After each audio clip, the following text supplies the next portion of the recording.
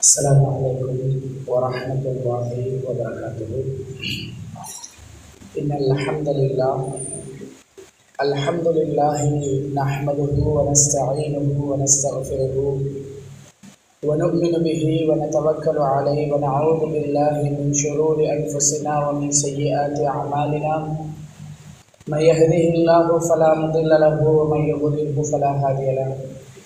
وأشهد أن لا إله إلا الله وحده لا شريك له وأشهد أن محمدا عبده ورسوله أما بعد فإن أصدق الحديث كتاب الله وخير الهدي هدي محمد صلى الله عليه وسلم وشر الأمور محدثاتها وكل محدثة بدعة وكل بدعة ضلالة وكل ضلالة في النار. وبعد அளவற்ற அருளாளனும் நிகரற்ற அன்புடையவனுமாகிய வல்லவன் ரஹ்மானை போற்றி புகழ்ந்து நற்குணங்களுக்கெல்லாம் முன்னுதாரணமாக வாழ்ந்து காட்டிய நம் உயிரிலும் மேலான தலைவர் நபி முஹம்மது ஸல்லல்லாஹு அலைஹி வஸல்லம் அவர்கள் மீது ஸலவாத்தும் ஸலாமும் சொல்லி ஆரம்பம் செய்கிறேன்.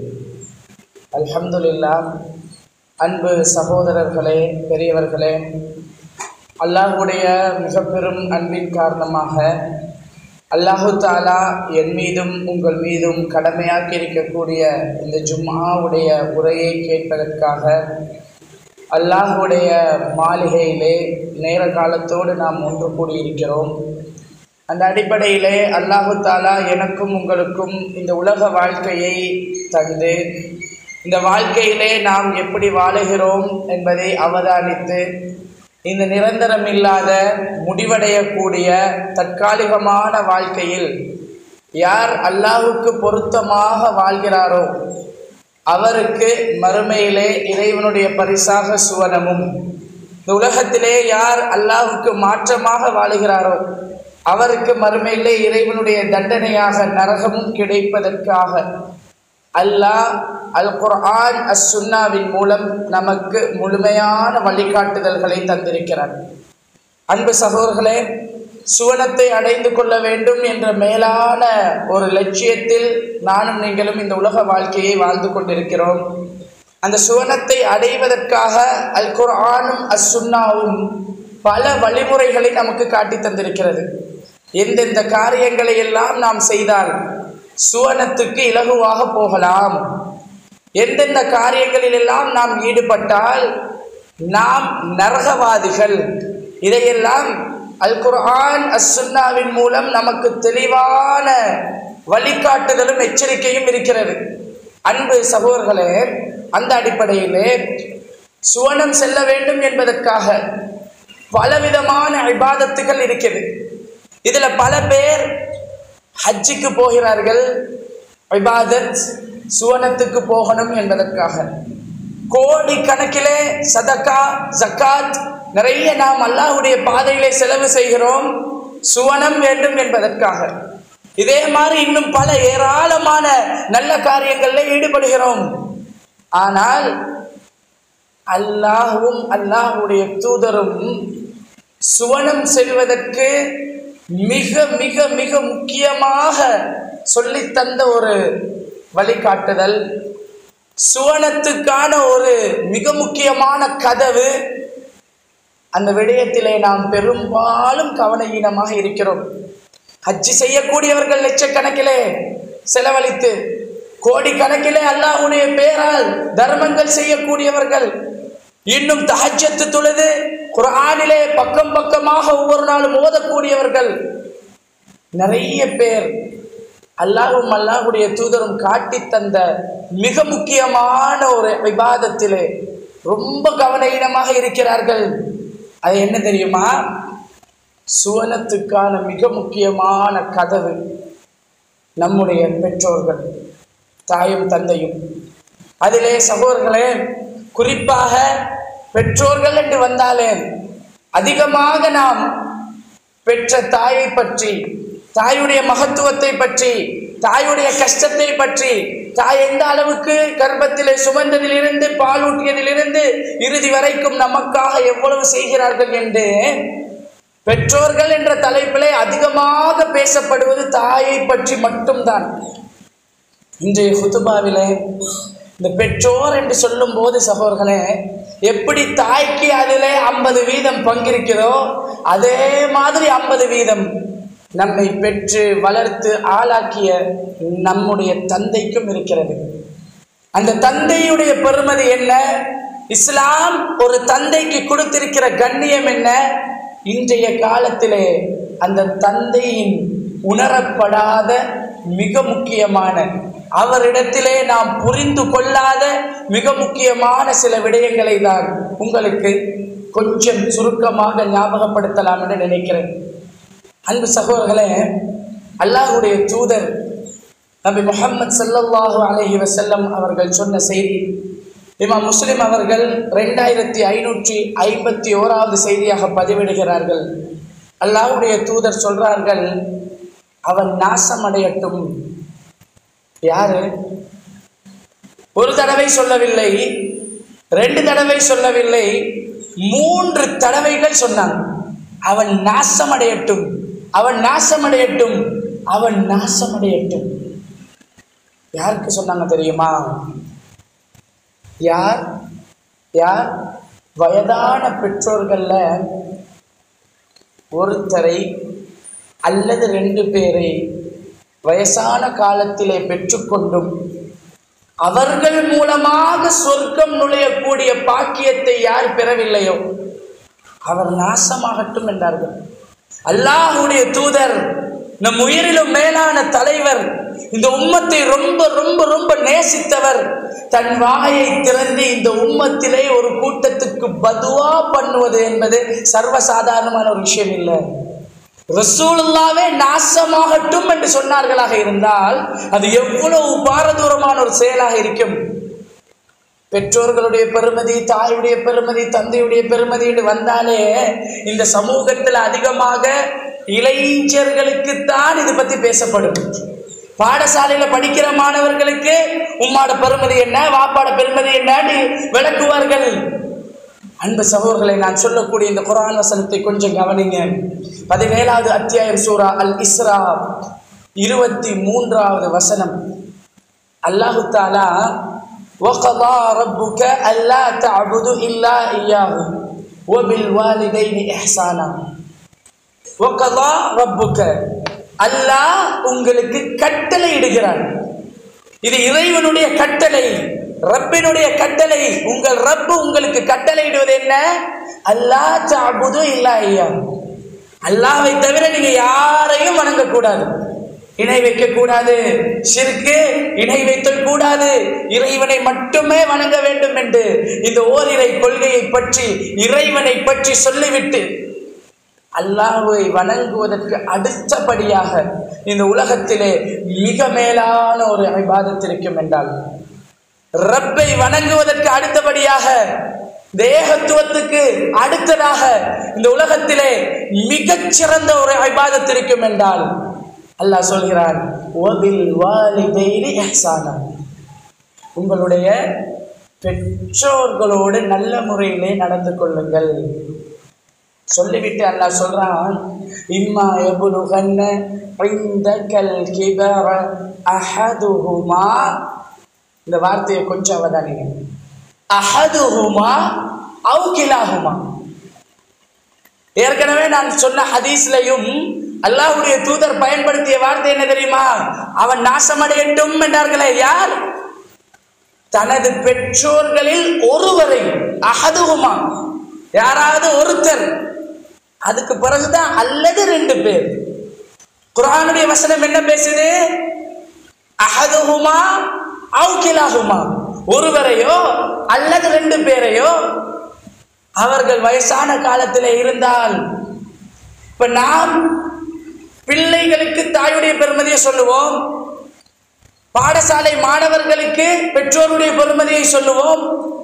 ஆனா இங்க அல்லாஹ் சொல்றான், அவர்கள் வயதான காலத்தை அடைந்த இந்த கிபர, உங்களிடத்தில் இருக்கும் போது அவர்கள் வயசாளிகளாக ஆகினால். அப்படின்னா என்ன அர்த்தம்? என்னை பெற்ற தாயும் தந்தையும் எனக்காக உழைத்து, எனக்கு சாப்பாடு தந்து, எனக்கு ஆடை தந்து, என்னை வளர்த்து, எனக்கு அறிவை ஊட்டி, எனக்காக செலவழித்த என்னுடைய தந்தை ஒரு நாளைக்கு அவர் வயசாளி ஆகுவார். அந்த தந்தைக்கு நான் சாப்பாடு வாங்கி கொடுக்க வேண்டிய, என்னுடைய செலவிலே மருந்தெடுத்து கொடுக்க வேண்டிய, என் செலவிலே அவருக்கு ஆடை எடுத்து கொடுக்க வேண்டிய ஒரு காலம் வரும். உங்களிடத்தில் இருக்கும் போது அவர்கள் வயசாளி ஆகினால், நாமும் திருமணம் முடித்து நமக்கும் பிள்ளைகள் என்றாகி மனைவி பிள்ளை நாம் ஒரு குடும்பமாக வாழ்வோமே. நம் பெற்றோர்கள் அப்பொழுது நம்மிடத்திலே வயசாளிகளாக மாறுவார்களே. இது யாரை குறித்து பேசுகிறது சகோதரர்களே? 15 வயது மாணவனை மட்டுமா? 18 வயது இளைஞனை மட்டுமா? அல்லது திருமணம் முடித்து பிள்ளை மனைவி குடும்பம் என்று வாழுகிற அனைவரையுமா? எல்லாரையும் குறித்து தான் பேசுகிறது. வயதான அந்த தந்தை நமக்காகவே வாழ்ந்து, நமக்காகவே உழைத்து, நமக்காகவே எல்லாத்தையும் செய்துவிட்டு தந்தைமார்கள் வயசாளிகளாக மாறுவார்களே.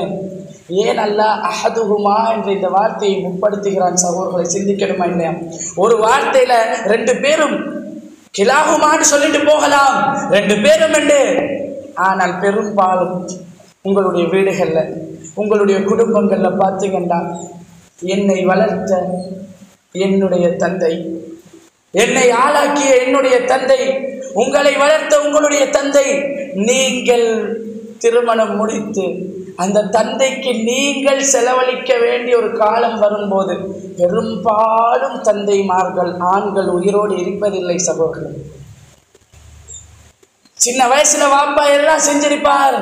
மகனை படிக்க வச்சது வாப்பா, மகனுக்கு எல்லா செலவும் கொடுத்தது வாப்பா, பிள்ளைய தூக்கி வளர்த்தது வாப்பா.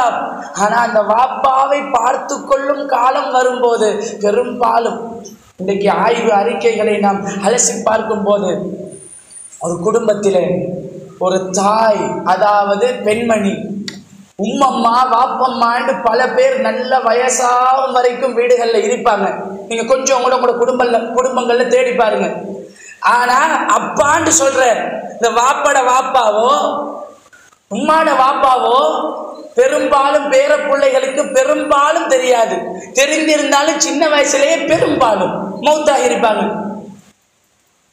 பெண்களையும் ஆண்களையும் ஒப்பிட்டு பார்க்கும் போது ஆய்வு அறிக்கைகள் ரீதியாக ஆண்கள் அதிகமாக கொஞ்சம் நேரத்தோடு உயிரிழந்து விடுவார்கள். அதற்கு பல காரணம் இருக்குது, நான் பின்னாடி சொல்றேன். அன்பு சகோதரர்களே, அப்போ என் தந்தை என்னை வளர்த்தவர், எனக்காக வாழ்ந்தவர். ஒரு நாள் என்னுடைய செலவுல நான் அவருக்கு ஆடை வாங்கி கொடுக்கிற நாள் வரும்போது, என்னுடைய செலவிலே அவருக்கு மருந்துகளை மாத்திரைகளை எடுத்து கொடுக்க வேண்டிய காலம் வரும்போது அவர்கள் இருப்பார்களா இல்லையான்னு நமக்கு தெரியாது சகோதரர்களே. அப்படி அவர்கள் உயிரோடு இருந்தார்கள் என்றால் அந்த தாயும் தந்தையும் உயிரோடு இருந்து அவர்களுக்கு நல்லது செய்வதன் மூலமாக ஒருத்தர் சுவனம் செல்லக்கூடிய பாக்கியத்தை பெறவில்லை என்றால் அவர் நாசமாகட்டும் என்று தான் அல்லாஹ்வுடைய தூதர் சொன்னார்கள். அப்ப யாராவது ஒருத்தர் தான் இருப்பார்கள், அல்லது சில வேளைகளில் ரொம்ப அரிதாக, சரி 2 பேருமே நல்ல வயசு வரையும் ரொம்ப காலம் இருந்தாலும் அவர்களோடு எப்படி நடந்து கொள்ளணுமாம், எப்படி நாம இருக்கணுமாம்? ஃபலா தகுல்லஹுமா உஃப், அவர்களுக்கு சீ என்று கூட இந்த தமிழ் டிரான்ஸ்லேஷன்ல, தமிழ் மொழிபெயர்ப்புல எப்படி போடுவாங்க? ஃபலா தகுல்லஹுமா உஃப் அப்படின்னா சீ என்று கூட பேசிவிடாதீர்கள் என்று போடுவார்கள். உஃப் என்றா அந்த நம்ம ஏதாவது நமக்கு பிடிக்காத ஒரு காரியம் வரும்போது முகத்தை சலிச்சு அப்படின்னு ஒரு ரியாக்ஷன் வரும் தானே, ஒரு முகபாவனை அப்படின்னு ஒரு சத்தம், அதுக்குதான் உஃப் என்றது. பாப்பாக்கும் உம்மாக்கும் இந்த ஒரு முகபாவனை கூட, இந்த ஒரு சத்தம் என்ன அப்படி கூட அவர்களுக்கு கூடாது. சொல்லிவிட்டு இறைவன் சொல்கிறான், ஒலா தன்ஹர்ஹுமா, அவங்கள விரட்டிடாதீங்க, உங்களோடு அவர்களை வைத்துக் கொள்ளுங்கள், உங்களுடைய இடத்தை விட்டும் அவர்களை விரட்டி விடாதீர்கள். சுபஹானல்லாஹ், இன்றைக்கு நம்முடைய உம்மத்திலே, முஸ்லிம் உம்மத்திலே தன்னை பெற்று வளர்த்து ஆளாக்கிய தன்னுடைய தந்தையை பாப்பா நாங்க மனைவி புள்ளன்னு சந்தோஷமாய்க்கிறோம், நீங்களும் எங்களோட இருந்தால் எங்களுக்கு ரொம்ப கஷ்டமாக இருக்குது. நீங்கள் போய்த்து கொஞ்சம் தாத்தா வீட்டில் இருக்கிறீங்களா? நீங்கள் கொஞ்சம் நானாவோட தம்பியோட பிள்ளைகளுக்குள்ள சண்டை. என்ன சண்டை? என்ன ஏண்ட வாப்பா மட்டுமா, ஏண்ட உமா மட்டுமா? உங்களையும் தானே பெற்றாங்க, நீங்கள் பாருங்களே. உங்களுக்கும் தானே செலவழிச்சாரு, நீங்கள் வச்சுக்கோங்களே. சுபஹானல்லாஹ். அன்பு சகோதரர்களே, தாயை பற்றி நாங்கள் நிறைய கேட்டிருப்போம், நிறைய பேசியிருப்போம். இஸ்லாம் தந்தைக்கு சொல்கிற மதிப்பு என்ன தெரியுமா? இஸ்லாம் தந்தைக்கு சொல்கிற மதிப்பு என்ன தெரியுமா? ஒரு தடவை அப்துல்லா இப்னு தீனார் ரலியல்லாஹு அன்ஹு அறிவிக்கிறார்கள். இமாம் முஸ்லிம் அவர்கள் 2552 செய்தியாக பதிவிடுகிறார்கள். ஒரு தடவை அப்துல்லா இப்னு உமர் ரலியல்லாஹு அன்ஹு அவர்கள் இப்படி பெய்துட்டு இருக்கிறாங்க. பாலைவனத்தில் நடந்து பெய்துட்டு இருக்கும் போது ஒரு காட்டு அரபி வர்றார். அவர் வந்துட்டு இருக்கும் போது இப்னு உமர் ரலியல்லாஹு அன்ஹு அவரை பார்க்கிறார். பார்த்துட்டு நீங்க இன்னாருடைய மகனா அப்படின்னு கேட்கிறாரு. இவருடைய மகனா? அவர் சொல்றாரு, ஆம், நான் அவரது மகன் தான். அப்ப இப்னு உமர் ரலியல்லாஹு அன்ஹு தான் அணிந்திருந்த தலை கவசத்தை, அந்த தலை இதுல போட்டிருந்ததை கலட்டி எடுத்து அவருக்கு கொடுக்குறாங்க. போட்டுக்கோங்க தலையில. அவர் வந்த வாகனம், அந்த வாகனத்திலிருந்து இறங்கி நீங்களே இதை வச்சுக்கோங்க, நீங்களே அதை எடுத்துக்கோங்க, நீங்களே பாவீங்கன்னு கொடுக்குறாங்க. அவர் எடுத்துட்டு போறாரு. இவரோட அப்துல்லா இப்னு உமர் ரலியல்லாஹு அன்ஹு இருந்த மற்றவர்கள் கேட்கிறாங்க, அவர் ஒரு காட்டரபி, அவருக்கு ஒரு சின்ன பொருளை கொடுத்தாலே பெரிய விஷயம்தான். தலைப்பாகையை சரி கொடுத்தீங்க, வாகனத்தை எல்லாம் கொடுக்கிற அளவுக்கு, பெரிய ஒரு அன்பளிப்பு கொடுக்கிற அளவுக்கு அவர் என்ன செஞ்சார்?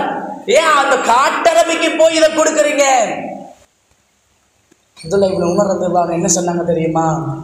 அவர் யார் என்றால், என்னுடைய தந்தை உமர் ரலியல்லாஹு அன்ஹு அவர்களுடைய நண்பனுடைய மகன்.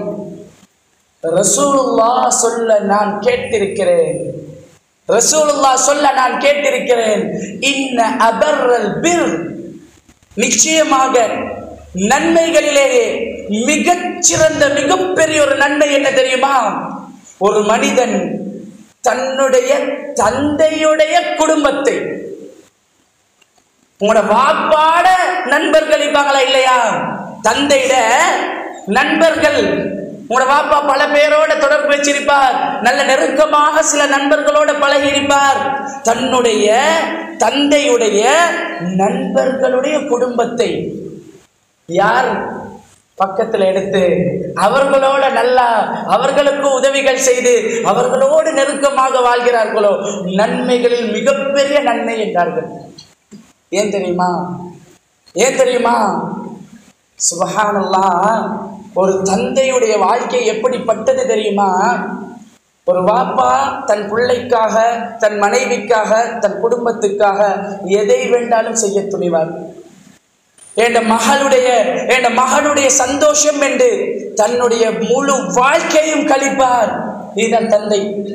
அந்த தந்தை தன்னுடைய கஷ்டம் வரும்போது, பிரச்சனைகள் வரும்போது, துக்கங்கள் வரும்போது அதிகமாக அவருடைய நண்பர்களிடத்துல தான் போய் சொல்லுவார்.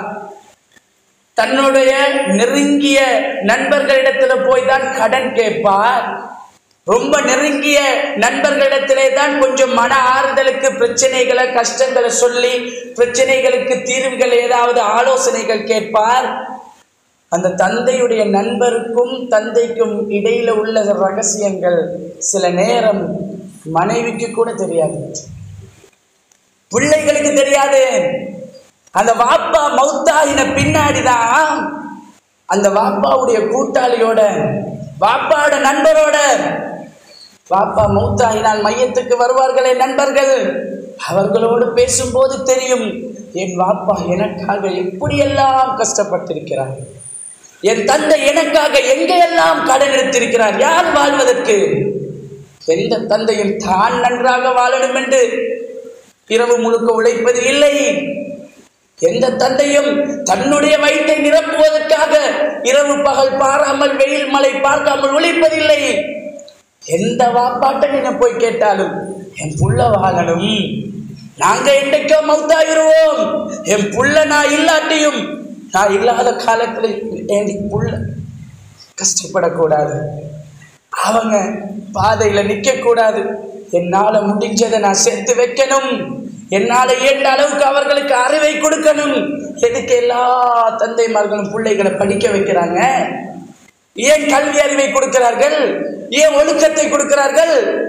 நான் இல்லாவிட்டாலும் என் பிள்ளை சமூகத்தில் தலை நிமிர்ந்து நடக்கணும், நான் இல்லாவிட்டாலும் நல்லா சம்பாதிச்சு நல்லா வாழணும், யார்ட்டையும் கையேந்திரக்கூடாது.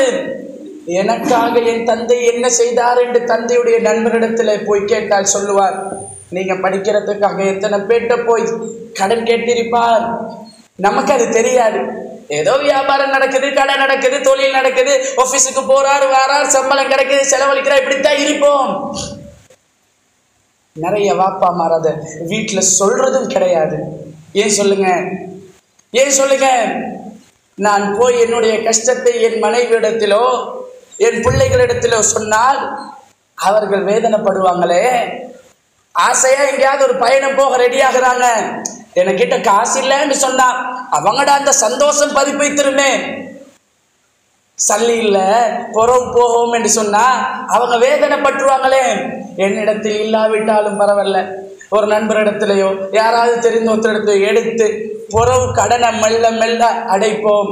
பிள்ளையுடைய சந்தோஷம் முக்கியம், மனைவியுடைய சந்தோஷம் முக்கியம் என்று தன் குடும்பத்துக்காகவே அந்த தந்தை வாழுவார். அதனால தான் ரசூலுல்லாஹ் தந்தையுடைய நண்பருடைய குடும்பத்தை நெருக்கமாக வைத்துக் கொள்ளுங்கள், நன்மைகளிலே அது பெரிய நன்மை என்றார்கள். அபூ ஹுரைரா ரலியல்லாஹு அன்ஹு அவர்கள் அறிவிக்கக்கூடிய மற்றும் ஒரு செய்தி, இமாம் முஸ்லிம் அவர்கள் 1510வது செய்தியாக பதிவிடுகிறார்கள். அல்லாஹ்வுடைய தூதர் சொன்னார்கள், ஒரு மகன் தன்னுடைய தந்தைக்கு எதை செய்தாலும் அந்த வாப்பா அந்த புள்ளைய வளர்ப்பதற்கு பட்ட பாடு இருக்கிறதானே, அந்த வாப்பா அந்த புள்ளைய பெற்று வளர்த்து ஆளாக்குவதற்காக அவர் செய்த தியாகம் இருக்கிறதானே, அந்த தியாகத்துக்கு, அந்த கஷ்டத்துக்கு, அவருடைய உழைப்புக்கு அந்த மகன் இந்த உலகத்திலே எதை செய்தாலும் என்ன செஞ்சாலும் ஈடாகாதுதான் ஒன்றே ஒன்று தவிர, அந்த வாப்பா அடிமையாக இருந்து மகன் தன்னுடைய சொந்த செலவிலே வாப்பாவை விடுதலை செய்தாலே தவிர. இந்த காலத்துல இந்த அடிமைகள் எல்லாம் இல்லை. என் தந்தைக்கும் உங்கள் தந்தைக்கும் நானும் நீங்களும் கோடி கோடியாக செலவழித்தாலும், எண்ணத்தை கொண்டு வந்து கொட்டினாலும், எவ்வளவு பாசம் காட்டினாலும், எனக்காக அவர் செய்த கஷ்டங்களுக்கும் அவர் பட்ட துன்பங்களுக்கும் அவருடைய தியாகங்களுக்கும் ஒரு பிள்ளையாக மகனாக நாம் எதையுமே ஈடு செய்ய முடியாது சகோதரர்களே. அன்பு சகோதரர்களே, அப்படிப்பட்ட நம்முடைய தந்தைக்கு நாம் இன்றைக்கு என்ன கண்ணியம் கொடுத்திருக்கிறோம், நாம் என்ன மரியாதை கொடுத்திருக்கிறோம்? முஸ்லிம் சமூகத்தின் நிலைமை என்ன தெரியுமா? ஒரு வீட்டில் ஒரு வாப்பா இருப்பார், அந்த தந்தை வயசாலியாகி சம்பாதிக்க முடியாமல் கொஞ்சம் ஒதுங்கினால் 40, 50, 60 வருஷம் என்று உழைத்திருப்பார், கஷ்டப்பட்டிருப்பார், வீடு கட்டியிருப்பார், சொத்து சேர்த்திருப்பார், பிள்ளைகளுக்கு அறிவை வளர்ப்பதற்கு பல செலவு செய்திருப்பார் கல்விக்காக. ஒரு நாள் அவர் சுகம் இல்லாம வீட்டுல இதுக்கு மிச்சம் ஏலாதுன்னு ஓஞ்சி போவாரா இல்லையா? அந்த நாள் அவருக்கு கொடுக்கப்படும் மதிப்பு என்ன தெரியுமா? இவ்வளவு காலமா அவர் ஏதோ ஒரு காசு சம்பாதிக்கும், காசை தரக்கூடிய ஒரு கருவி மாதிரி. இந்த பாதைகள்ல பேங்குகள்ல வச்சுப்பாங்களே ஏடிஎம் கார்டு, அந்த ஏடிஎம் மெஷின், இப்படி கார்டை போட்டா நம்பர் அடிச்சா காசு வரும், எங்களோட பேங்க்ல இருந்தா. ஆனா வாப்பா நாங்க கேட்டா பேங்க்ல இருக்கிறதோ இல்லையோ, வாப்பா கிட்ட எப்படியோ வரும். யாராவது ஒரு புள்ள ஆசைப்பட்டு ஏதாவது ஒன்று கேட்டுட்டு வைங்களே, அந்த வாப்பாக்கு உண்மையாகவே கொடுப்பதற்கு காசு இல்லை, வாங்கி கொடுக்க ஒரு பயணத்தை கூட்டி போறதுக்கு உண்மையாகவே காசு இல்லை. பிள்ளைகிட்ட இப்ப வேணாம், அடுத்த கிழமை பார்ப்போமே, பிறகு வாங்கித்தாரனேன்னு சொல்லும் போது, சின்ன குழந்தையாக இருந்தாலும் சரி, கொஞ்சம் சாதாரண வயசுல உள்ள புள்ளையா இருந்தாலும் சரி, குழந்தை புள்ள அழுகும், கத்தும். வயசு கொஞ்சம் இளைஞர்களா இருந்தா கோவிச்சிருவாங்க, ஒன்றும் வாங்கி தர்றாரு இல்ல, ஒன்றும் எங்கேயும் கூட்டி போறாரு இல்ல. ஆனா தன்னிடத்திலே அதற்கான வசதி இல்லை என்று உணரும் போது, என் புள்ள கேட்டுட்டா, என் மகள் கேட்டுட்டா, அதை வாங்கி கொடுக்க என்னால முடியலையே என்று கேட்ட பிள்ளைக்கு அந்த நாளோடு அது மறந்துடும். அடுத்த நாள் வேற சிந்தனை. ஆனா அதை வாங்கி கொடுக்கும் வரைக்கும் மனதிலேயே அதை வைத்து வைத்து வைத்து என்றைக்காவது ஒரு நாள் சகோதரர்களே, பல தந்தைமார்களுடைய வரலாறு நான் கேட்டிருக்கிறேன். 1 வருஷம் 10 வருஷம் தாண்டியும், மகள் அன்றைக்கு நீங்க கேட்ட நேரம் எனக்கிட்ட இருக்கல, உங்களுக்காக நான் கஷ்டப்பட்டு சேர்த்து இன்றைக்கு நான் தருவேன் என்றுவாங்க. இதுதான் தந்தையுடைய பாசம். உம்மாவை பத்தி நிறைய கேட்டிருப்போம். தாய்க்கு மட்டும்தான் சகோதரர்களை இந்த உலகத்தில் தந்தை 2வது. உம்மாவுக்கு மட்டும்தான் இந்த உலகத்தில் பாசம், நேசம், அன்பு வரும்போது அந்த வாப்பா 2வது. ஆனால் இந்த உலகத்திலே தந்தையுடைய அன்புக்கு தாய்க்கு அடுத்ததாக வேற யாருமே இணை இல்லை. அந்த தந்தையோட நாம் அன்பாக பண்பாக, உம்மாவோட சரி சில நேரம் ஆம்பளை பிள்ளைகளா இருந்தா, நம்ம திருமணம் முடிச்சுட்டோம், பிள்ளைகள் இருக்குது, குடும்பம் இருக்குது, உம்மாவோட சில நேரம் அடிக்கடி பேசுவோம், நல்லா பழகுவோம், உம்மாக்கு தேவையான பொருட்களை வாங்கி கொடுப்போம். அந்த வாப்பாவுக்கு என்ன விருப்பம் என்று யாருக்காக தெரியுமா? அந்த வாப்பாவுக்கு நாம் எனக்காகவே வாழ்ந்தவருக்கு என்ன நாம் நம்முடைய கையால வாங்கி கொடுத்திருக்கிறோம். உம்மாக்கு இது பிடிக்கும், உம்மாக்கு இந்த கலர் ஆடை பிடிக்கும், உம்மாவுக்கு இந்த இடத்துக்கு போறது பிடிக்கும் என்று பல மகன்மாருக்கு தெரியும். வாப்பாக்கு என்ன பிடிக்கும் என்று நிறைய பேருக்கு தெரியாது சகோதரர்களே. ஏன் தெரியாது தெரியுமா? தன்னுடைய ஆசை, தன்னுடைய எல்லா ஆசைகளையும் மனசுக்குள்ள புதைச்சி புதைச்சி புதைச்சி வச்சு, என்னுடைய ஆசையை விட என் பிள்ளையுடைய வாழ்க்கை, என் பிள்ளையுடைய தேவை, என் பிள்ளையுடைய ஆசை தான் முக்கியம் என்று தனக்கு ஒரு சாப்பாடு பிடித்திருந்தாலும் அதை விட பிள்ளைக்கு இன்னொன்று வாங்கி கொடுத்தார். அவருக்கு சாப்பிட ஆசை இல்லாம இல்ல. ஒரு ரெஸ்டாரண்ட்டுக்கு போனா எல்லாரும் ஆர்டர் பண்ணி அது இது இது இதுன்னு சாப்பிடுவார்கள். பாப்பா மாற பாருங்களேன், ஒரு சாதாரணமா என்ன மாதிரி சின்னதா ஒன்று வாங்கிடுவார். எனக்கு அவ்வளோ தேவையில்லை, எனக்கு இது போதும். ஏன்? அவருக்கு ஆசை இல்லாமையா? அவருக்கு என்ன நாவில் டேஸ்ட் இல்லாமையா? நான் இதை எடுத்தால் இதுக்கு கொடுக்குற விலையை விட பிள்ளைக்கு இன்னொரு ஃப்ரூட் சலாட்டை வாங்கி கொடுத்துடலாமே, இன்னொரு ஐஸ்கிரீமை வாங்கி கொடுத்துடலாமே. புள்ள சிண்டா போதும், அதை பார்த்து சந்தோஷப்பட்டவர் தந்தை. ஆடை வாங்கும் போது கூட பெருநாளைக்கு மகனுக்கு 10,000 ரூபாய்க்கு, மகளுக்கு 15,000 ரூபாய்க்கு, மனைவிக்கு 10,000 ரூபாய்க்கு வாங்கி கொடுக்கிறவர் தனக்கு மட்டும் ஒரு சாரம் போதும், போன தடவை கொடுத்த ஷர்ட் இருக்கிறதே என்றுவார். ஏன் அவருக்கு ஆசை இல்லையா? அந்த வாப்பாக்கு விருப்பம் இல்லையா? புதுசா உடுக்கணும், 2 ஷர்ட் வாங்கணும், புதிய சாரம் வாங்கணும், நல்லா உடுக்கணும் என்று. அவர்கிட்ட இருக்கிற காசுக்கு அவர் விரும்பினா அவருக்கு எவ்வளவோ வாங்கலாம். தன் சந்தோஷத்தை விட தன்னுடைய பிள்ளைகளுடைய சந்தோஷத்தை மனதிலே சுமந்து அந்த பிள்ளைகளுக்காகவே வாழக்கூடியவர் தான் அந்த தந்தை. ஆனால் இந்த தந்தை காசு சம்பாதிக்கும் வரைக்கும் தந்தையாக பார்க்கப்படுகிறார். அப்பையும் வெறும் தந்தையடா ஏதோ காசு சம்பாதிக்கிற ஒரு கருவி மாதிரி தான், காசை கொடுக்குற ஒரு மெஷின் மாதிரி தான். அந்த வாப்பாவோட அன்பு பாசம் எல்லாம் இல்லை, ஏதோ ஒரு கடுமையான அரக்கன் மாதிரி. பல வீடுகள்ல உம்மாவோட இருக்கும், ஆனா வாப்பா அம்மா வாப்பா ரொம்ப வரும், வாப்பா அடிப்பாரு, வாப்பாட்டா கடுமையானவர். பல மகன்மார்களுக்கு வாப்பா வில்லன். அல்லாஹ் பாதுகாக்கணும். வாப்பாவை கண்டாலே பயம். ஏன் அந்த வாப்பா அவ்வளவு கடுமையா இருக்கிறாரு என்பதை என்றைக்காவது நம்ம சிந்தித்தாங்க? அந்த வாப்பா அவ்வளோ உரமாக நடந்து கொள்கிறார் என்று சிந்தித்தார். அந்த தந்தையோட வயசான தாய்மார்கள் தந்தைமார்கள் வீட்டில் இருந்தால் அன்பு சகோதரர்களே, அது மிகப்பெரிய பாக்கியம். அந்த தந்தையோட கொஞ்சம் உட்கார்ந்து, என்ன வாப்பா உடம்பு எப்படி இருக்குது, மாத்திரை வாங்கி கொடுத்துட்டேன், குடிச்சிங்களா, என்னம்மா அது தேவையா? உலகத்துல யார் யாரோ நம் நண்பர்கள், வெளிநாட்டுல யார் யாரோ வியாபார தொடர்புகள் கால் பண்ணி என்ன செய்து சோமாய்க்கிறீங்களா, பிள்ளைகள் எல்லாம் சோமா, மனைவி எல்லாம் சோமான்னு கேட்கிறவர்கள், தன் வீட்டிலே தன்னோடு இருக்கக்கூடிய, தன்னை பெற்று வளர்த்து ஆளாக்கிய, தனக்காகவே வாழ்ந்த தன் தந்தை இடத்திலே வாப்பா சுகமாக இருக்கிறீங்களா என்று கேட்டு எத்தனை வருஷம் இருக்கும்? வாப்பா உங்களோட உடம்புக்கு ஏதாவது பண்ணுதா என்று எத்தனை பிள்ளைகள் வாப்பா இடத்திலே உட்கார்ந்து பேசுகிறார்கள். மரியாதை காசு சம்பாதிக்கும் வரைக்கும் மட்டும்தானா? சில வயசான வாப்பாமார் வீட்டில் இருக்கும்போது மகனுக்கு ஏதாவது வாப்பா ஒரு அறிவுரை சொன்னான், இப்படி பண்றீங்க, இப்படி செய்யாதீங்க, இப்படி பண்ணுங்களேன், இப்படி சொன்னா முஸ்லிம் இஸ்லாமிய ஒரு ஆண், அல்லாஹ்வை நம்பிய ஒரு ஆண், இஸ்லாம் பெற்றோர்களுக்கு கொடுக்கிற கண்ணியத்தையும் தந்தைக்கு கொடுத்திருக்கிற அந்தஸ்தையும் தெரிந்த ஆண் எப்படி பேசுறாரு தெரியுமா? வயசான காலத்துல வயசாவினா கொஞ்சம் ஓரமா வாயை மூடிட்டு இருங்களேன், எனக்கு தெரியும் என் வியாபாரத்தை பார்த்துக்கொள்ள. சரி, நேரடியா வாப்பாவோட பேச ஏலாட்டியும் உம்மா கிட்ட சொல்லிட்டு போறார்.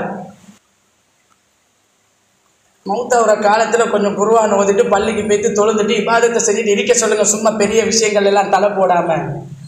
சுபஹானல்லாஹ், இந்த வார்த்தை அந்த தந்தையின் காதுகளில் விழும்போது எப்படி ஒட்டைவார், எப்படி நொந்து போவார். அல்லாஹ் என்னையும் உங்களை பாதுகாக்க வேண்டும் சகோதரர்களே. என் தந்தையும் உங்கள் தந்தையும் உயிரோடு இருந்தால் சுவனத்துக்கு அவர்கள் நமக்கு மிக முக்கியமான கதவு. அந்த கதவை நாம் சரியாக பயன்படுத்தி அவர்களோடு நல்ல முறையில் நடந்து அந்த தந்தையினுடைய அன்பையும் பாசத்தையும் பெறக்கூடிய பிள்ளைகளாக வல்லவன் ரஹ்மான் என்னையும் உங்களையும் ஆக்கி அருள் புரிய வேண்டும்.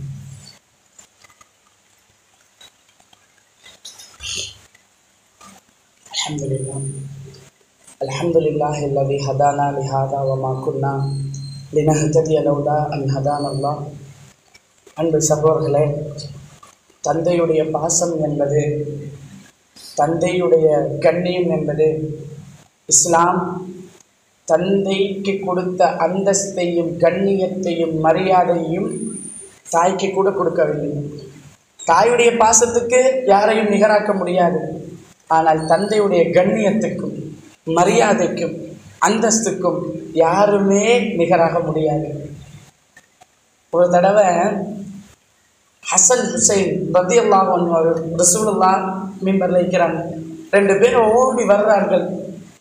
அவங்களை தூக்கி அணைச்சி முத்தம் கொடுத்து ரசூலுல்லாஹ் சொன்னார்கள், இன்னல் வலத, நிச்சயமாக இந்த பிள்ளைகள் இருக்கிறார்களா இல்லையா, மஜ்பனத்துன் வமப்கலத்துன், இந்த குழந்தைகள் எப்படிப்பட்டவர்கள் தெரியுமா? தன்னுடைய தந்தையை, அந்த ஆணை ரொம்ப திடகாத்திரமான ஒருத்தரா இருந்திருப்பார், தைரியமான ஒருத்தரா இருந்திருப்பார். நல்லா ஊர்லயே அவர் தான் நல்ல எல்லாத்துக்கும் முன் வந்து எல்லாத்துக்கும் பேசுற ஒருத்தரா இருந்திருப்பார். ஆனா இந்த குழந்தைகள் என்ன செஞ்சிரும் தெரியுமா? அவரை கோழையாக்கிரும். அப்படின்னா என்ன அர்த்தம்? கோழையாக்கிரும் என்றா என்ன அர்த்தம் தெரியுமா? திருமணம் முடிக்கும் வரைக்கும் ஊர்ல பெரிய தைரியமான ஆள், எல்லாத்துக்கும் முன் வருபவர், எந்த பிரச்சனை என்றாலும் சமூக பிரச்சனை முன்னிப்பவர், போலீஸுக்கு வேணுமா எங்க வேணுமா எல்லாத்துக்கும் போறவர், எல்லாத்துக்கும் குரல் கொடுப்பவர். திருமணம் முடிச்ச பின்னாடி அப்படி இருப்பவர். தனக்குன்னு ஒரு குழந்தை வந்த பின்னாடி, தன் குழந்தைக்காக சம்பாதிக்கிறோம், நான் சம்பாதிக்கிறது என் குழந்தைக்கு என்று எப்ப அவருக்கு அந்த பொறுப்பு வந்ததோ அன்று முதல் அவர் என்ன செஞ்சிருவார் தெரியுமா? ஏதாவது ஒரு சமூக பிரச்சனை என்றாலோ, ஏதாவது ஒரு தன்னுடைய குரலை கொடுக்க வேண்டிய இடத்தில் கூட கொஞ்சம் யோசிப்பார். நான் எதுக்கு அந்த பிரச்சனையில தலை போடணும்? எனக்கு புள்ள இருக்கிறேன், எனக்கு என்னமாவது ஒரு பிரச்சனை என்றால், ஏதாவது ஒரு சிக்கல் என்றால், எனக்கு ஏதாவது நடந்தது என்றால் புள்ளைக்கு என்ன சிந்திப்பார். ஒரு இளைஞன் கையில ஒரு பைக் கிடைச்சிச்சுன்னு வைங்களேன், ஒரு 18 வயசு பொடியன், இந்த பாதையில மதுரங்குழி டவுன்ல இருந்து கொத்தாந்தீவு வரைக்கும் 5 நிமிஷத்துல ஓடிடுவான். அவ்வளவு வேகமா. ஏன்னா இளைஞர்கள் கையில பைக் கிடைச்சாலே அப்படி வேகமா போவார்கள். அதே இளைஞன் திருமணம் முடித்தாலும் தன் மனைவியை பின்னாடி வச்சுட்டு தன் திறமையை காட்டுவதற்காக ரொம்ப வேகமா போவான். என்னைக்கு தன் மனைவியுடைய வயிற்றிலே தன்னுடைய வாரிசு வளருகிறது, எனக்கேண்டு ஒரு பிள்ளை அல்லாஹ் தந்துட்டான், நான் தந்தையாக போகிறேன் என்ற உணர்வு என்னைக்கு வந்ததோ அன்று முதல் அவன் கோலை. எந்த சமூக பிரச்சனைக்கும் பெருசாக முகம் கொடுக்க மாட்டார். அந்த பைக்கை கூட புள்ள வீட்டுல இருக்கும், அந்த பைக்கை கூட ரொம்ப மெதுவா ஓரமா ஓட்டிட்டு போ. ஏன் தெரியுமா? தான் ஆக்சிடென்ட் பட்டு ஒரு நாள் வீட்டில் இருந்தா என் பிள்ளைக்கு யார்? ஒரு வாப்பா அண்மையில சந்திச்ச நேரம் சொல்றாரு, நான் சொன்னேன் கொஞ்சம் வேகமா வர முடியுமா, ஏதோ ஒரு அவசர தேவை. அவர் சொல்ல எப்படி வர்றது, எப்படி வர்றது? ஓட்டும் போதே வேகமா எக்ஸலேட்டரை பிடிக்கும் போதே இந்த சைட் கண்ணாடியில பின்னாடி வர்ற வாகனம் இல்ல விளங்குது, என் புள்ளோட முகம் தான் விளங்குது. எனக்கு ஏதாவது நடந்த அல்லா இருக்கிற கதிர் வேற. ஆனா நாமவே ஒன்றை போய் தேடிக்கொண்டு நான் எனக்கு ஏதாவது நடந்து நான் 4 நாள் ஆஸ்பத்திரியில இருந்தா என் பிள்ளையுடைய நிலைமை என்ன, என் பிள்ளை எவ்வளவு கவலைப்படும். சுப்ஹானல்லாஹ். எந்த அளவுக்கு இமாம்கள் எழுதுகிறார்கள் என்றால், வீரமான ஒரு சஹாபி, யுத்தத்திலே இறைவனுக்காக குதித்து போராடக்கூடியவர்கள் கூட தனக்குன்னு ஒரு குழந்தை வந்த பின்னாடி யுத்த களத்திலே போய் ஷஹீதாகணும் என்ற அந்த பெருமதியை உணர்ந்தவர்கள் கூட, புள்ள இருக்குது, மகன் இருக்குது, மகள் இருக்குது, நான் மௌத்தாகினா அவங்களோட நிலைமை என்னான்னு நினைச்சு கொஞ்சம் பின்வாங்குவார்களே. அதுதான் கோழைத்தனம். என்றார்கள் ரசூலுல்லாஹ்.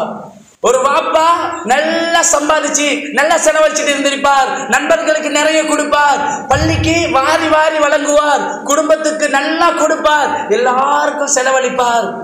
என்னைக்கு தனக்குன்னு ஒரு குழந்தை வருதுன்னு அவரு தெரிஞ்சு கொண்டாரோ, குழந்தை கிடைக்க முன்னாடியே, புள்ள கூட கிடைக்கல, இன்னும் மனைவிட வயிற்றுல இப்பதான் வளருது, ஆனா எங்கேயாவது போகும்போது ஒரு டாய்ஸ் விளையாட்டு பொருளை கண்டால் குழந்தை கீழே வாங்கிடுவாரு.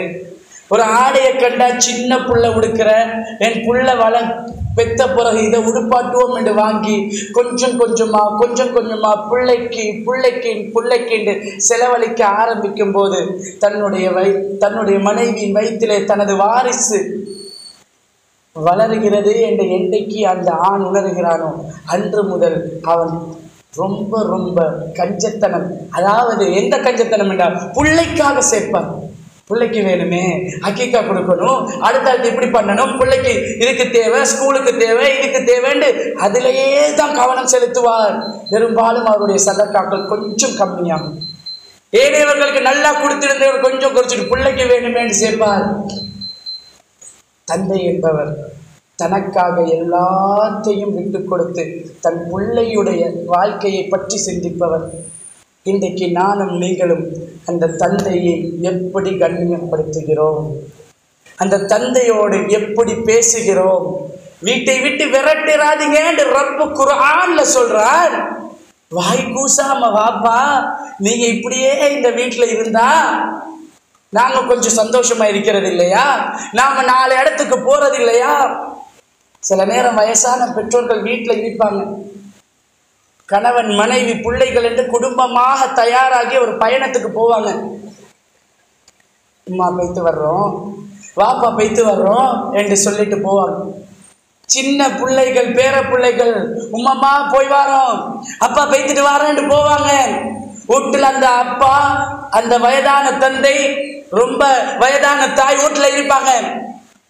அவங்களுக்கு ஆசை இருக்காதா, சின்னத்துல உங்களை கையை பிடித்து எந்தெந்த பீச்சுக்கு வேணுமா, இந்த இலங்கையில எங்கெங்க பார்க்க இருக்குது, கொழும்புக்கு வேணுமா, எந்த நுவரெலியாவுக்கு வேணுமா, எல்லா இடத்துக்கும் கூட்டிட்டு போன அந்த தந்தைக்கு அவரு தனியா வேணும்டா எங்க வேணாலும் போகலாம், தன் பிள்ளையோட தன் பேர பிள்ளையோட சேர்ந்து ஒரு பயணம் போகணும்ன்ற ஒரு ஆசை அவர்களுக்கு இருக்காதா? வச்சுட்டு அவங்கள மட்டும் இருங்க, நாங்க போறோம் என்று போகும்போது, என் தந்தை என்னை வளர்த்தவர், எனக்கு பிடித்த எல்லாத்தையும் வாங்கி தந்தவர், எல்லா இடத்துக்கும் என்னை கூட்டிட்டு போனவர், அவரையும் கூட்டிட்டு இந்த பயணத்துல போனால் அவருக்கு சந்தோஷம் வருமா இல்லையா?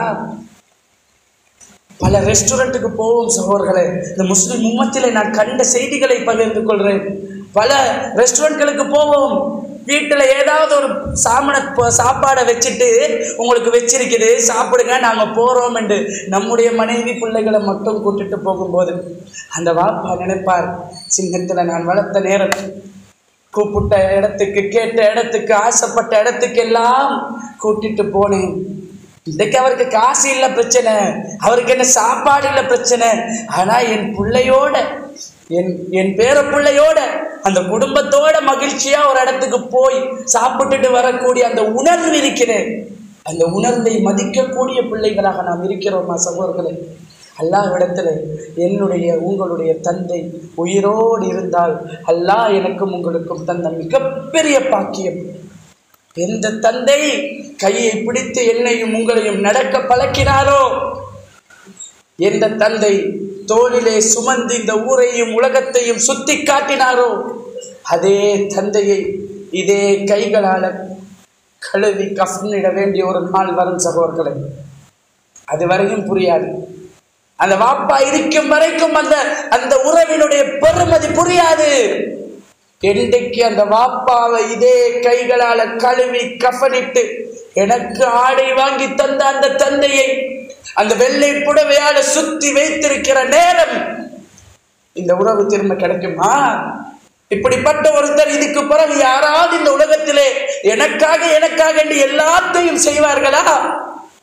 கையை பிடிச்சி நடப்பாக்க பழக்கினவர் அந்த வாப்பாவை சந்தூக்கிலே வைத்து தோளிலே சுமக்கும் அந்த நாளில், என் வாப்பாக்கு நான் எதுவுமே பண்ணலையே, என்னை பெற்று வளர்த்த என் தந்தைக்காக நான் என்ன செய்தேன் என்று கவலைப்படக்கூடியவர்களாக நாம் இருக்கக்கூடாது என்பதற்காகத்தான் இந்த உரை. இன்றைக்கே நம்முடைய தந்தை உயிரோடு இருந்தால் அந்த தந்தைமார்களோடு பேசணும். பாப்பா, உங்களோட பெருமதியை உணராம வாழ்ந்துட்டேன். அந்த பெற்றோருடைய அந்த தந்தையுடைய மனதை எவ்வளவு நோகடித்திருப்போம் சகோதரர்களே. உம்மாண்டா மனசை நோகடிச்சோம்டா அழுதுருவா, சொல்லிடுவா, மனசுல உள்ள எல்லாத்தையும் கக்கிடுவா. ஆனா வாப்பா அழமாட்டார். ஆனா புள்ள தனக்கு எதிராக கொஞ்சம் கத்தி பேசினா, நான் வளர்த்த புள்ள அந்த மனசுல, நான் சொன்னேன் ஏன் நிறைய தந்தைமார்கள் நேரத்தோடையே மௌத்தாகிறார்கள் தெரியுமா? பிரச்சனை, வியாபாரத்தில் உள்ள பிரச்சனை, பொருளாதார கஷ்டம், பிள்ளைகளுடைய இந்த மாதிரி எதிர்த்து பேசி தந்தையை மதிக்காமல் கண்ணியத்தை கொடுக்காமல் இப்படி எல்லாம் நிறைய கஷ்டப்படும் போது அதையெல்லாம் மனசுக்குள்ளேயே போட்டு போட்டு போட்டு போட்டு உம்மாவுக்கு நிகராக அன்பு காட்டக்கூடிய யாரும் இல்லை சகோதரர்களே. ஆனால் வாப்பாவை மாதிரி உள்ளுக்க கவலைகளை வச்சுட்டு வெளியே சிரிக்கக்கூடிய அப்படிப்பட்ட ஒரு தன்மை ஒரு தந்தையை விட இந்த உலகத்துல யாருக்குமே இல்லை. பிள்ளை என்ன செஞ்சாலும் மனசுல கவலைதான், கஷ்டம்தான், உள்ளுக்க பெரிய வேதனை தான். ஆனால் வெளியே அதை காட்டிக்கொள்ளாமல் மனசுக்குள்ளேயே எல்லாத்தையும் புதைத்து கொண்டு ஒரு நாள் வேதனை தாங்க முடியாமல் அந்த ஹார்ட் வெடிக்கும். நீங்க போய் இன்றைக்கு சர்ச் பண்ணி பாருங்க, ஹார்ட் அட்டாக் அதிகமாக ஏன் ஆண்களுக்கு வருகிறது என்று ஆய்வு பண்ணும்போது தன்னுடைய மனதுக்குள்ளால் எல்லா கஷ்டங்களையும் பிரச்சனைகளையும் மனசிலேயே போட்டு வெளியே சொல்ல முடியாமல் தவித்துக் கொண்டிருக்கக்கூடிய ஜீவன்கள் தான் அந்த தந்தைகள். அந்த வாப்பாவோட போய், வாப்பா சுகமா இருக்கிறீங்களா, என்ன வேணும், எங்க போகணும் வாப்பா, ஒரு மகனாக நான் உங்களுக்கு என்ன பண்ணணும் வாப்பா கேட்டிருக்கிறோமா? அன்பு சகோதரர்களே, அந்த தந்தைமார்கள் உயிரோடு இல்லை என்றால் அவர்களுக்கு நம்மால் செய்யக்கூடியது அந்த துஆ மட்டும்தான். யாருக்கெல்லாம் அந்த தந்தைமார்கள் உயிரோடு இன்றைக்கு இல்லையோ அவங்க நினைப்பாங்க, எங்க வாப்பா உயிரோடு இருந்திருந்தால் எனக்கு எவ்வளவு உதவியா இருந்திருக்கும், எவ்வளவு அறிவுரைகள் தந்திருப்பார். ஒரு பிரச்சனை வரும்போது அந்த வாப்பா இடத்துல போனால் அறிவுரை சொல்லுவார். 4 நண்பர்களை காட்டி அவர்கிட்ட போங்க, நான் பேசுறேன், இவர்கிட்ட போங்க, அவர்கிட்ட உதவி எடுங்க, என் பேரை சொல்லுங்க, இப்படி சொல்லுவார். அப்படியா அந்த வாப்பா உயிரோடு இல்லையே என்று வாப்பா மூத்தாகி எத்தனையோ பேர் ஏங்கிக் கொண்டிருக்கிறார்கள். அந்த தந்தைமார்களுக்காக நாம் பிரார்த்திக்கணும். என்னுடைய உங்களுடைய தந்தை உயிரோடு இருக்கிறார்கள் என்றால் அவர்களோடு நன்றாக பேசி அவர்களுடைய மனதை குளிர வைக்கக்கூடிய பிள்ளைகளாக, அவர்களுடைய துஆக்களை பெற்றுக்கொள்ளக்கூடிய பிள்ளைகளாக நானும் நீங்களும் மாறணும். ஒரு வாப்பா ஒரு பிள்ளைக்கு அடிக்கிறார் என்றால், நிறைய இளைஞர்கள் இருக்கிறாங்க, வாப்பா கொஞ்சம் கத்திட்டார் என்றால், வாப்பா ஒரு அடி அடிச்சுட்டாருந்தா வாப்பாவை வெறுத்துருவாங்க. என்ன எத்தனையோ தந்தைமார்கள் சந்திச்சிருக்கிறாங்க. அடிச்சுட்டு சகோதரர்களே, பிள்ளைக்கு அடிச்சுட்டாரு ஒரு புள்ள கோவத்துல தூங்கிட்டான். அந்த வாப்பாக்கு மனசு கேட்காது.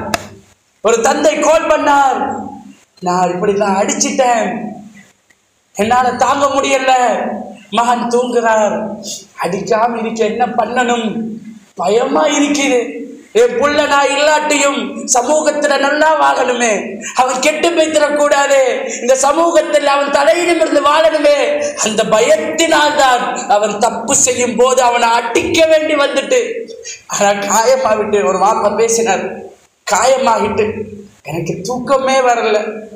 எப்படி மௌலவி அடிக்காம வளர்க்கறதுக்கு ஏதாவது ஒரு அறிவுரை சொல்லுங்க, இவனை திருத்துறதுக்கு ஏதாவது வேற ஏதாவது ஒரு வழி இருக்காதான்னு கால் பண்ணார். அன்பு சகோதரர்களே, ஏன் நான் இதை உங்களோடு பகிர்ந்து கொள்கிறேன் என்றால், ஒவ்வொரு குறிப்பாக இளைஞர்களுக்கு ஒவ்வொரு வாப்பாமாரும் உங்களை தண்டிக்கிறார்கள், கண்டிக்கிறார்கள் என்றால் அது உங்கள் மீது வைத்த பாசம். என்றைக்கு அந்த வாப்பா மௌத்தாகிறாரோ அன்றைக்கு நினைப்பீங்க, என் வாப்பா மட்டும் என்னோடு இருந்திருந்தால் அப்படி நினைக்கிற ஒரு நாள் வரும்.